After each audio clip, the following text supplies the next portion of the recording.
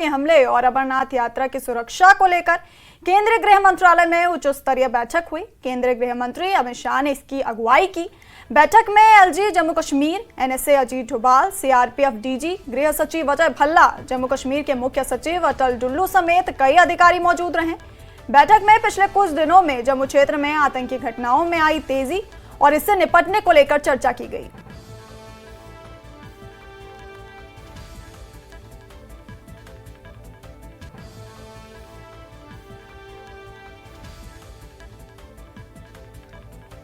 और इसी खबर पर हमारे सहयोगी सुशील पांडे हमारे साथ हैं। तो सुशील, आतंकी हमले और अमरनाथ यात्रा की सुरक्षा को लेकर के ये बैठक की गई,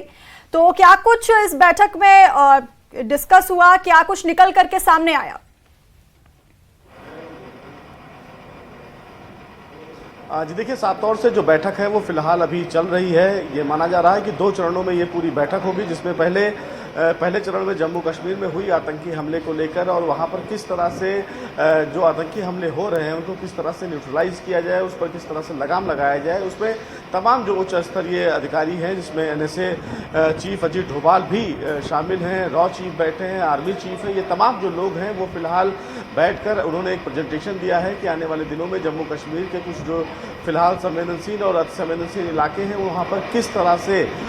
सुरक्षा व्यवस्था को बढ़ाया जाए ताकि जम्मू कश्मीर के जो अति संवेदनशील इलाके हैं वहाँ पर आतंकी घटनाओं को अंजाम देने से रोका जा सके। सिक्योरिटी फोर्सेस के द्वारा भी आज को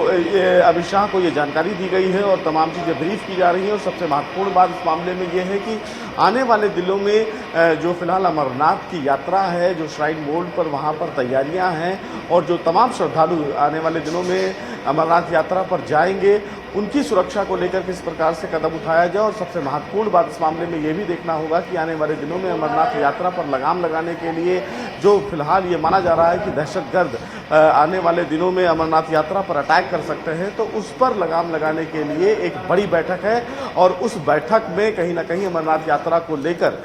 एक प्रेजेंटेशन फिलहाल होम मिनिस्टर अमित शाह के समक्ष दिखाया गया है कि किस तरह से यात्रा जो है आने वाले दिनों में वो आयोजित कराई जाए और साथ ही साथ सुरक्षा बलों को कहां पर प्लेस किया जाए ताकि जो तमाम श्रद्धालु हैं उनके मन में किसी भी तरीके से कोई डर ना हो। सबसे महत्वपूर्ण बात है कि जो हिंदू श्रद्धालु हैं उन पर किसी भी तरीके का डर ना हो, जिसकी वजह से एक बड़ी और महत्वपूर्ण बैठक है, क्योंकि आने वाले दिनों में न केवल जम्मू कश्मीर बल्कि अमरनाथ यात्रा भी इस पूरी बैठक का एक महत्वपूर्ण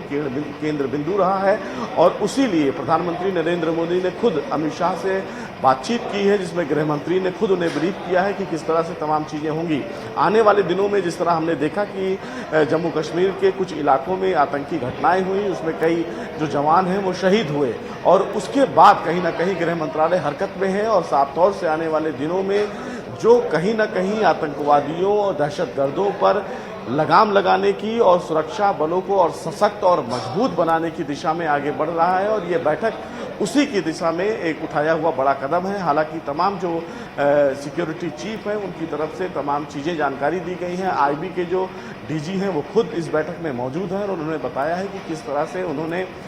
जो उन्हें फिलहाल इनपुट मिला है उसको इंटरसेप्ट किया गया है और दहशतगर्दियों यानी कि जो आतंकी घटनाएं भविष्य में होने वाली हैं उनमें किस प्रकार से लगाम लगाए जा सके। तो ये माना जा सकता है कि 2 चरणों में ये बैठक होगी। अभी फिलहाल जो एनएसए चीफ है अजीत डोभाल वो बैठक से निकले हैं थोड़ी देर पहले और ये अभी जो और भी अधिकारी हैं वो अभी बैठक में ही मौजूद हैं। लेकिन ये माना जा सकता है कि दूसरे चरण की जो बैठक होगी वो थोड़ी देर में शुरू होने वाली है, जिसमें अमरनाथ यात्रा के